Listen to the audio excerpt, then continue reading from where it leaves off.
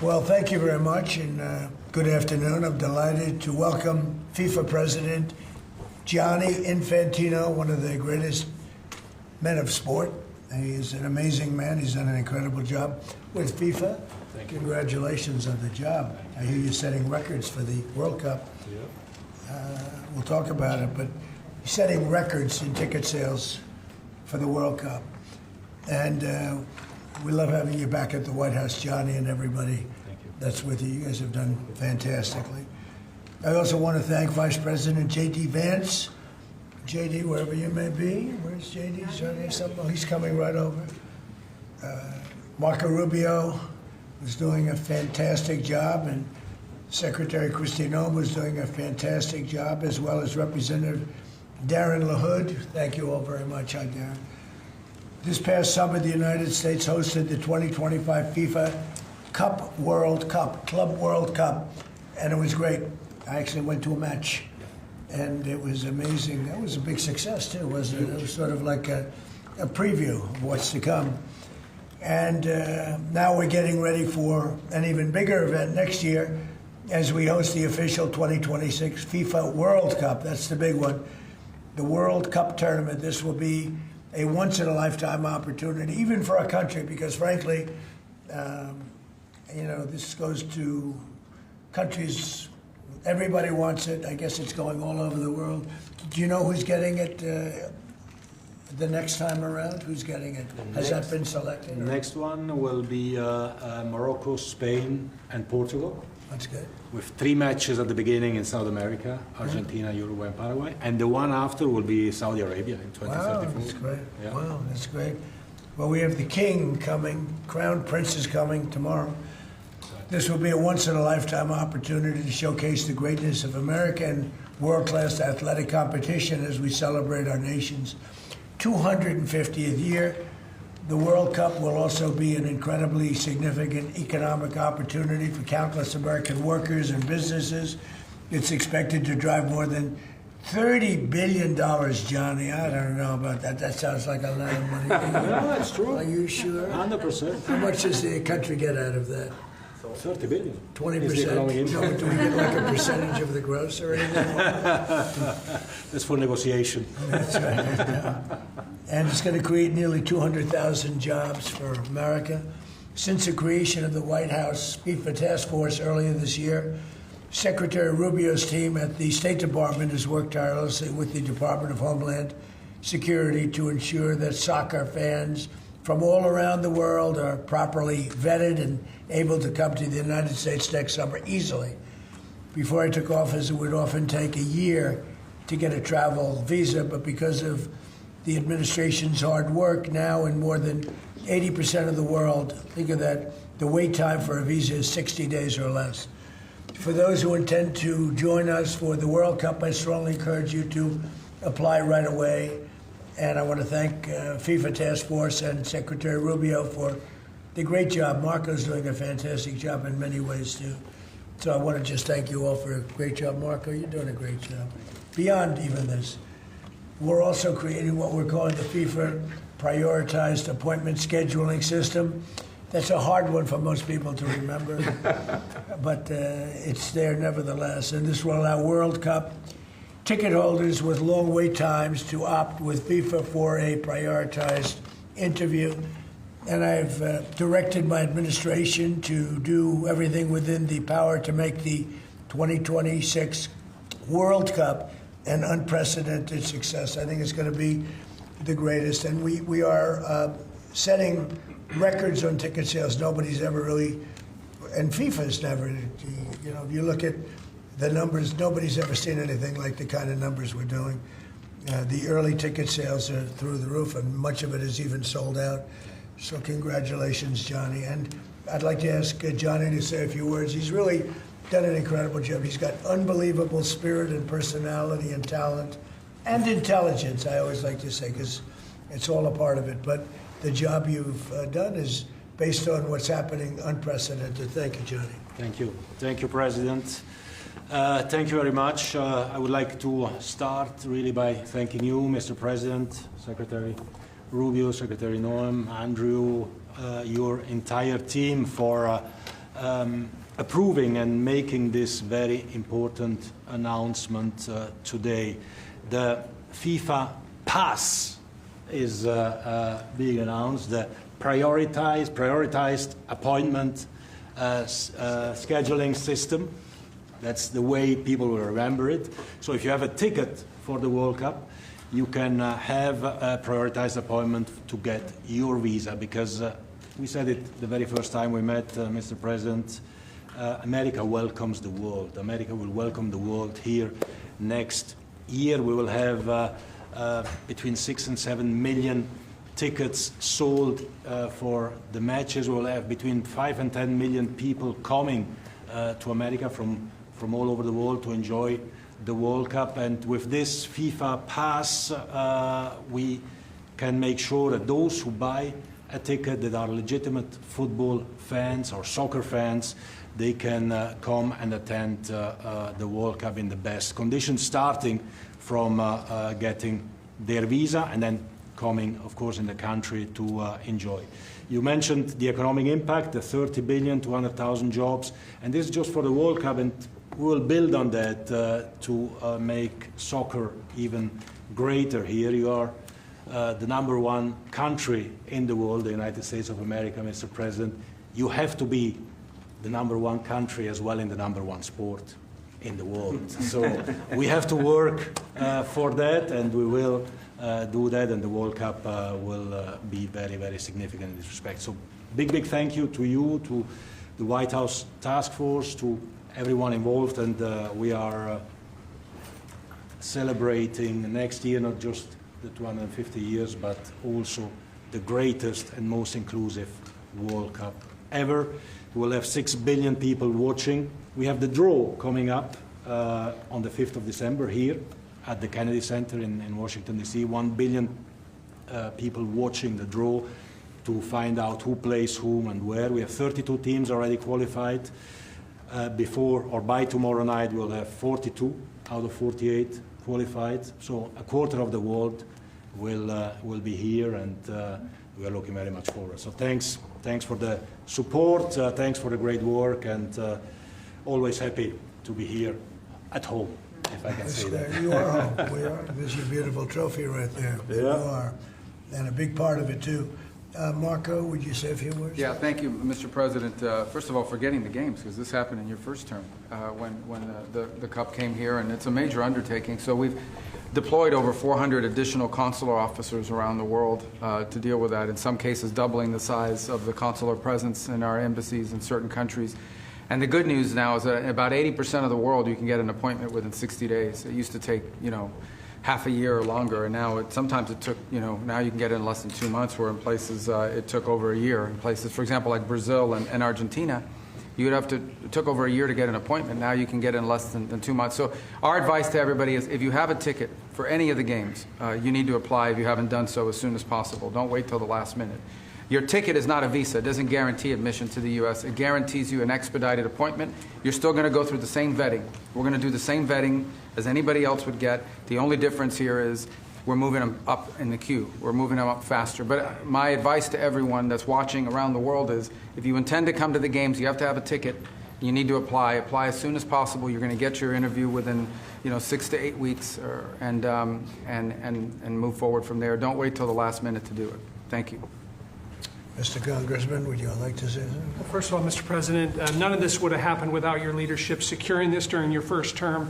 I tell my colleagues all the time, this will be the largest sporting event in the history of the world. We expand from 32 to 48 teams for the first time ever. We're doing it with Mexico and Canada, but obviously the 11 host cities will be here in the United States, and it's going to have a $30 billion impact economically in this country. And so it has been a team effort by everybody, but I also want to thank President Infantino and obviously you, Mr. President, and your entire team, Andrew and Nick and everybody. It is going to be an unbelievable sporting event next summer. It's going to be great. It's going to be great. Andrew, would you like to say something? Sure. I think we'll have somebody much more important. much more important. And honestly, without her work, without Secretary of State Rubio's work in the State Department, this would not happen. And without your leadership and your vision, this would not have happened. I think 2 key points. One that the Secretary of State already highlighted. This is a welcoming message to the world. without going around the safety and security procedures. It's so key to make sure that this World Cup is safe and secure, and the White House Task Force is working every day to make sure that's the case. And also, as Congressman LaHood said, the economic benefits for American businesses, both small and large, from a $30 billion event like this. So really, thanks to all the White House Task Force members, from Secretary Rubio to Secretary Noem. The 2 notice of funding opportunities that went out to the cities and states last month were really key from the safety and security perspective.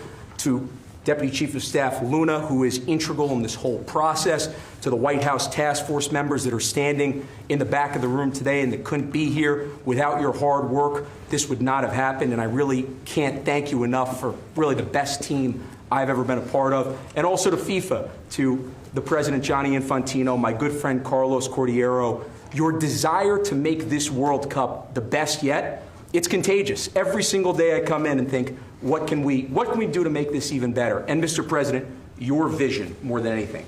I think it takes a unique visionary to be able to go and see a sporting event and realize that this can be one of the greatest cultural events in world history. And I think there are very few people, aside from the 45th and 47th President of the United States, Donald J. Trump, that can do that undertaking. So thank you. Thank you very much. Christy? Well, Mr. President, thank you for Andrew. Thank you for making him the head of our FIFA task force. He's fantastic. And Nick has been a rock star in facilitating all of our meetings, getting everybody together, and making sure that we're prepared to host this event.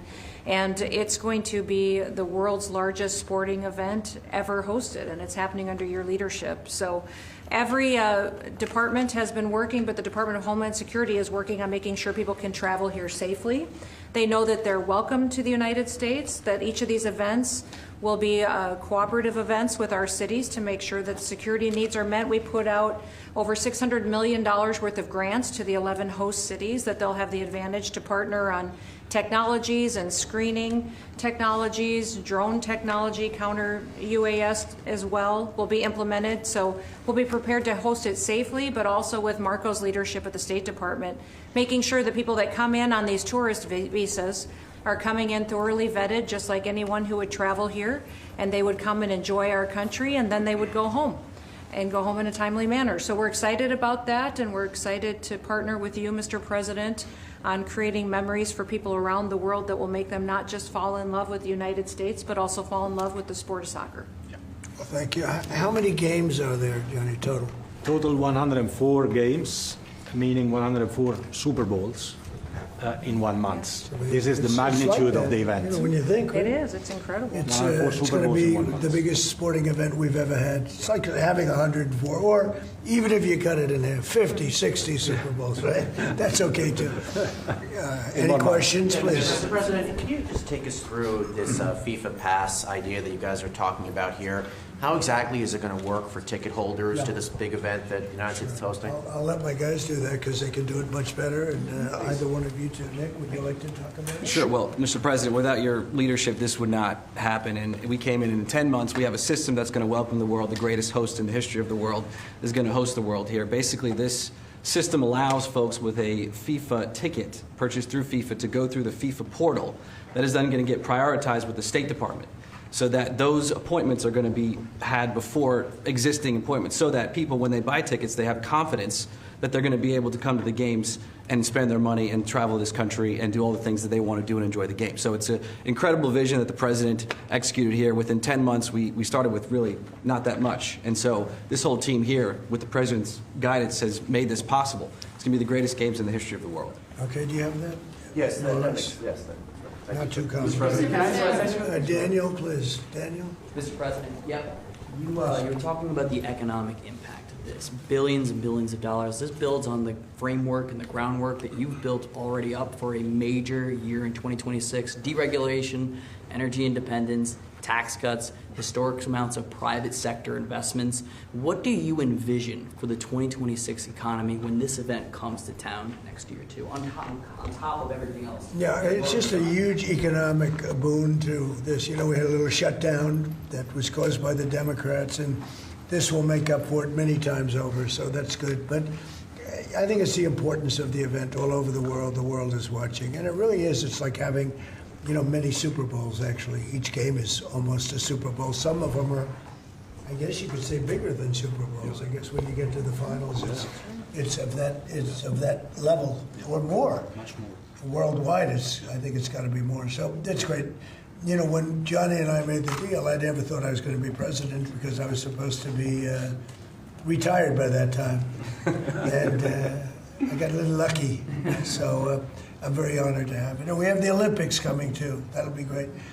And the 250 is going to be right out on the lawn. You're going to have a UFC event with Dana White and his people. He's going to have the greatest card they've ever assembled. I was talking to Dana White the other day, and they're going to have the greatest card they've ever assembled, Johnny. So you'll be sitting up there with me, Darren. We'll be watching it. So right opposite the front door of the White House. It's going to be on June 14th. So it's really going to be an amazing period of time. But this is something very, very special. World Cup. All my life I've heard about it. Yep. Mr. President, I have a question about Venezuela, but can I just first ask, the health of the president's always news. Your voice sounds a little rough. Are you feeling all right? I feel great. I was shouting at people because they were stupid about something having to do with trade in a country, and I straightened it out. But I blew my stack at these people. Well, it sounds like there's a follow-up there, but can I ask you about Venezuela? You suggested... Sounds as the what? It sounds like there's a follow-up there, but can I ask you about I Venezuela? thought you said there was a polyp, and I said, I don't want to hear that. There's a whole other issue. Okay. You suggested you've made a decision about what you want to do next about Venezuela. I understand you don't want to tip your hand, but is there anything you're ready to rule out at this point? Are you ruling out U.S. troops on the ground? No, I don't rule out that. I don't rule out anything. We just have to take care of Venezuela. They dumped hundreds of thousands of people into our country from prisons. Nobody knows better than this young lady right here. She's done an incredible job with Tom Homan and all of your people. It's amazing. You know, we have a tight border right now. Nobody comes in. But we had millions of people pouring through. A year ago, we had millions of people pouring through our border. And many of them came from Venezuela, including Tren de Aragua, the gang. And I guess what I'm hearing, Christy, is that's as bad a gang as there is anywhere in the world. It's the worst. Is that Absolutely, actually sir. Absolutely, they are the worst. I mean, they're worse than MS-13. They're killers. They massacre people. They cut them up into pieces, and they bury them in their communities where they grew up. They're horrible people. And we had a lot of them. And many of them, most of them, pretty soon, most of them are going to be out. But they sent them in like we're a dumping ground. So I'm not in love with the people running Venezuela. I love Venezuela. I love the people of Venezuela. But what they've done to this country, and I really say this, what Biden and the Democrats have done to this country can never, ever be forgotten. You suggested Maduro wants to talk. Are you prepared to speak with him directly? Would you commit to doing that before you order strikes? Yeah, I probably would talk to him. Yeah, I talk to everybody. Mr. Mr. President, Go ahead, follow please. up on Garrett. Was that what you were Please, referring go ahead. to? Was that India? Yeah, Rebecca Zelka with Blaze News. So, in a recent interview, you had made some remarks about H-1B visas. You said about H-1B visas. Yeah. You said that there were certain talents that Americans needed to outsource to foreign workers. Could you clarify? Until they learn that, yeah. Like, for instance, if you're going to be making chips, we don't make chips too much here anymore, but we are going to be in a period of a year. We're going to have a big portion of the chip market. But we have to train our people how to make chips because we didn't do it. We used to do it, and then foolishly we lost that business to Taiwan. Very, very foolishly, because if they had a president that thought like I did, they would not have let that happen. But it's all coming back. I think we're going to have within a few years, we're going, and not because of the CHIPS Act. The CHIPS Act was a disaster for this country. We gave away billions of dollars to other countries and other locations and companies, and all they did was rob our money. But because of tariffs, the chips are coming back. Chip makers are all coming back. And I think within a very short period of time, we're going to have maybe even the majority of the chip making in the world will be right in the United States. Where it should have been all along. But because we had people that didn't believe in tariffs, they believed in them, but they didn't know how to use them, we would have had nobody leaving our country right now. And instead, you have almost 100% of the chips are made in Taiwan. It's so disgraceful. The good news is it's all coming back. Yeah, please. Mr. President, The gentleman in the back. Thank you, Mr. President. I wanted to just follow up on Venezuela. In these talks with Maduro, is there anything that he could say or do that would allow you to feel like he could stay with your support? Is there anything that he could say that you would be, okay, you can stay legally? It's hard to say that. You know, the question's a little bit tricky. I don't think it was meant to be tricky. It's just that, look, he's done tremendous damage to our country, primarily because of drugs, but really because we have that problem with other countries too. But more than any other country, the release of prisoners into our country has been a disaster. He's emptied his jails. Others have done that also. He has not been good to the United States. So we'll see what happens. At a certain period of time, I'll be talking to him. Mr. President, can I just follow up? You mentioned your voice and you were shouting about trade. Which country in particular upset you? Was it India? No, a country wanted to try and renegotiate the terms of their trade deal, and I wasn't happy about Well, it. which country was it? People want to know. Why would I say that to you? Why would I can't believe it. Mr. President, on the World Cup, if you would, Seattle and the World Cup. The new mayor-elect of Seattle is a Democratic Socialist. Seattle has or beyond. I watched her. Right, Seattle has that's more than socialism. Right, Seattle has 6 World Cup games. How close are you going to be watching that city with the crime in that city? Well, if we think, and I'll have to speak to Johnny about this, but if we think that the mayor of L.A. is incompetent, everybody knows that. You know that I was there, I guess, 2 years ago, and we got all the federal permits taken care of, far more complex than the state permits and the city permits. And Lee Zeldin, who's a superstar, got everything taken care of.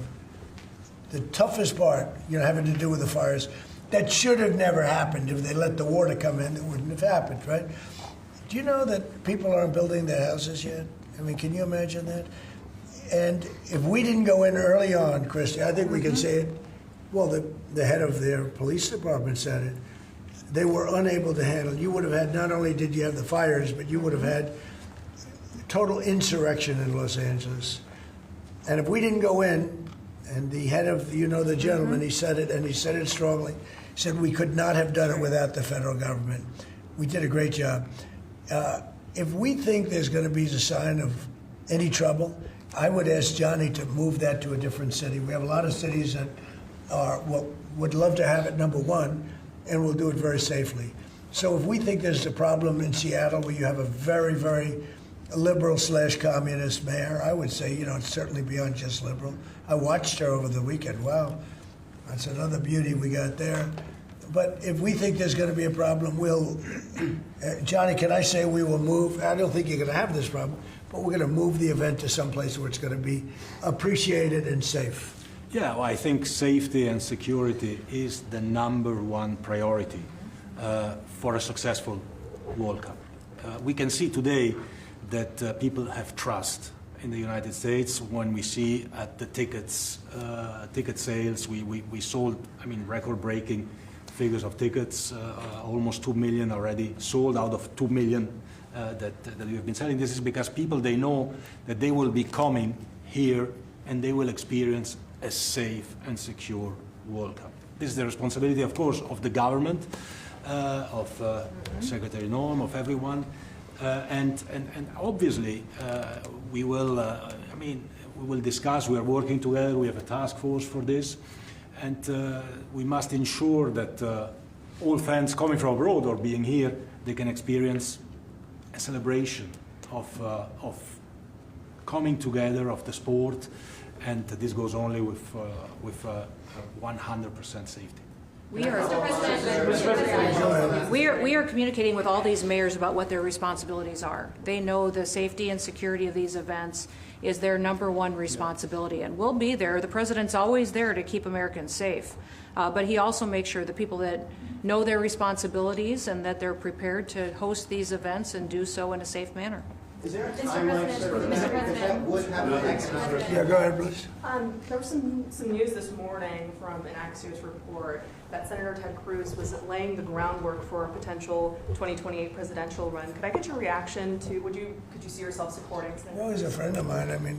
I haven't spoken to him about it. It's a little early. It's 3¼ years. That's a long time. But he's a very good guy. He's a very good friend of mine. You remember we had quite a campaign against Ted, and it worked out quite nicely. Let's see, where are we? Oh, we're in the old one. But I'm not that surprised to hear that. Mr. President, on the tariff exemptions, you had some recently on a variety of different goods. I'm wondering, are you ruling out going forward no more exemptions on products? You were mentioning a disagreement you had earlier. We've taken in hundreds of millions of dollars in tariff money. We're going to be issuing dividends later on, somewhere prior to, probably in the middle of next year, a little bit later than that, of thousands of dollars for individuals of moderate income, middle income. We're going to pay down debt. We have a lot of money from tariffs. If we didn't have tariffs, this nation would be in serious trouble. And we've taken in tremendous amounts of money. And you know what's more important than that? We've protected our businesses from being raided like we did with the chip business. Now we're bringing them all back. But we had 100% of the chip industry, and then they left. They went mostly to Taiwan and South Korea, but mostly Taiwan. And they have almost 100%. And we're going to have, within a short period of time, a big percentage of the chip business are coming back because of tariffs, because they don't want to pay the tariffs, because the tariffs will be very steep if they don't come back, and they've committed to come back. As you probably heard, Apple is now up to $700 billion. We have NVIDIA at $600 billion. We have tremendous amounts of money pouring in. Our country has become amazing again and really, really rich again. I will say this. We have a decision we're waiting for. It's a very big decision. The numbers that we've taken in, if you talk about investments, is trillions, not with a B, not with an M, millions, but trillions of dollars. I can't imagine having to give that money back on something that we're allowed to do. And the ones that are fighting us are countries, largely. They're back in countries that have been ripping us off for years, using tariffs to rip us off. And now we're able to defend ourselves. It really is a matter of national security, because economic security is national security. So I think you're going to see another thing happening. I think you'll see food prices. They've come down very substantially since Biden. But I think you're going to see food prices coming down very substantially. Saudi Arabia, tomorrow you're hosting Saudi Arabia. Are you planning to sell F-35s to Saudi Arabia? And also, are you looking at doing a similar security agreement like you did with Qatar? Yeah, no, I am planning on doing that, yeah. You're going to they sell want to buy. F-35s? They've been a great ally. They've got to like us very much. Look at the Iran situation, what we did in terms of obliterating, we obliterated their nuclear capability. Yeah, I will say that we will be doing that. We'll be selling F-35s. Yeah. Mr. President, to clarify something you posted on Truth Social last night. You urged House Republicans to vote in favor of this Epstein release bill they're going to vote on tomorrow. I just want to be super clear on your position. Do you want to see that pass the Senate? Would you sign that bill if it gets to your desk? I do want to. Here's what I want. We have nothing to do with Epstein. The Democrats do. All of his friends were Democrats. You look at this Reid Hoffman, you look at Larry Summers, Bill Clinton, they went to his island all the time, and many others. They're all Democrats. All I want is for people to recognize the great job that I've done on pricing, on affordability, because we brought prices way down, but they're going way lower, on energy, on ending 8 wars and another one coming pretty soon, I believe. We've done a great job. And I hate to see that deflect from the great job we've done. So I'm all for it. We've already given 50,000 pages. You do know that. Unfortunately, like with the Kennedy situation, with the Martin Luther King situation, not to put Jeffrey Epstein in the same category, but no matter what we give, it's never enough. With Kennedy, we gave everything, and it wasn't enough. With Martin Luther King, we gave everything, and it's never enough. We've already given, I believe the number is 50,000 pages. 50,000 pages. And it's just a Russia hoax as it pertains to the Republicans. Now, I believe that some of the people that we mentioned are being looked at very seriously for their relationship to Jeffrey Epstein, but they were with him all the time. I wasn't at all.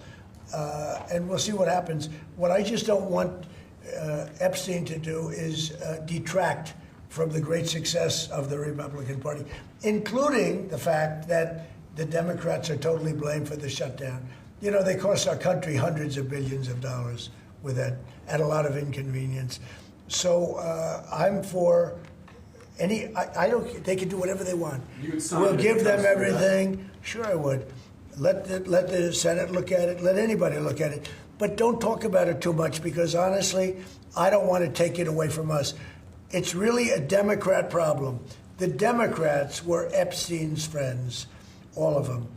And it's a hoax. The whole thing is a hoax.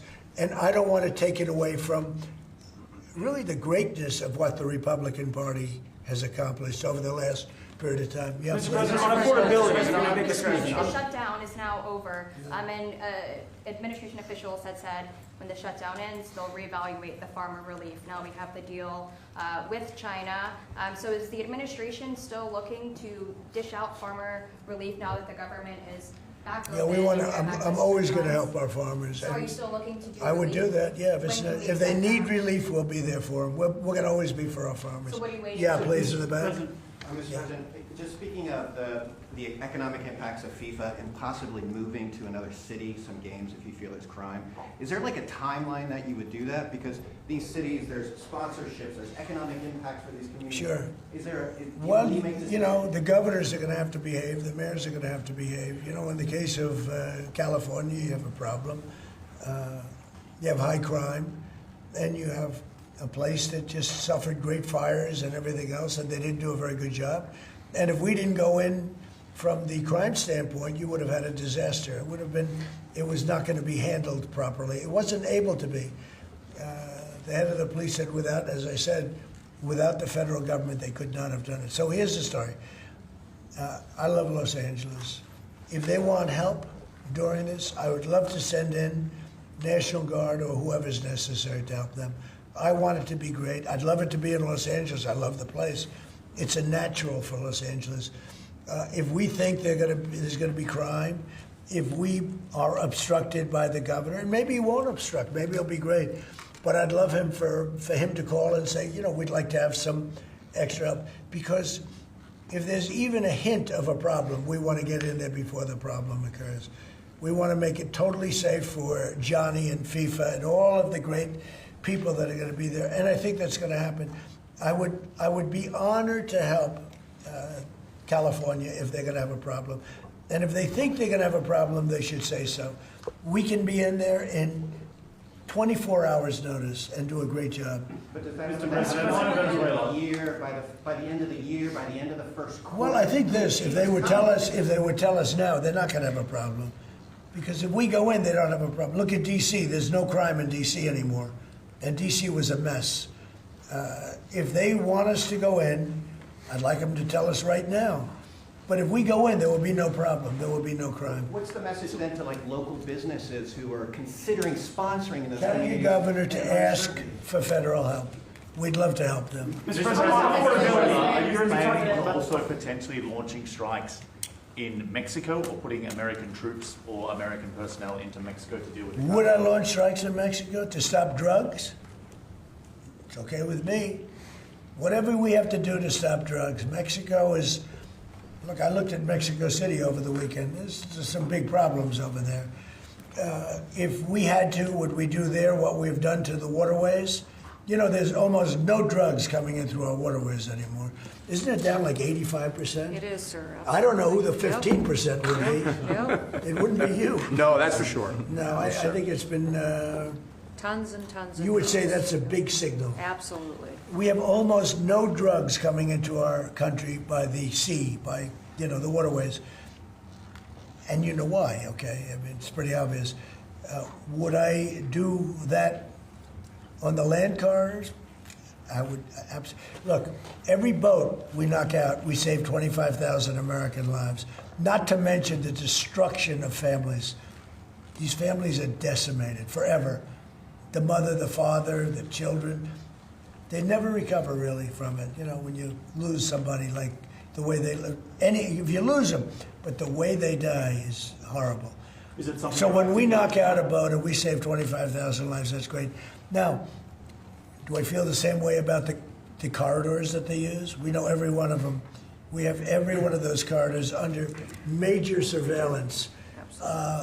We have nobody coming in through our southern border. But we know exactly how they get their things here, how they get the drugs here, fentanyl, cocaine. Colombia has cocaine factories where they make cocaine. Would I knock out those factories? I would be proud to do it personally. I didn't say I'm doing it, but I would be proud to do it because we're going to save millions of lives by doing it. Would you only do it with Mexico's permission, though? I wouldn't answer that question. I've been speaking to Mexico. They know how I stand. We're losing hundreds of thousands of people to drugs. So now we've stopped the waterways, but we know every route. We know every route. We know the addresses of every drug lord. We know their address. We know their front door. We know everything about every one of them. They're killing our people. That's like a war. Would I do it? I'd be proud to. I'd probably go into Congress and say, hey, and you know what? The Democrats and the Republicans would both agree, unless they're crazy. And they are a little crazy on the Democrat side. But we have lost hundreds of thousands of people a year, death. And that's not talking about family destruction, that's talking about death. And much of it comes through Mexico. So let me just put it this way. I am not happy with Mexico, okay? Thank you very much, Thank you, everybody. Thank you, Press. Thank you, Press. Thank you. Thank you, guys. Thank you, guys. Thank you, Press. Thank you, guys. Thank you.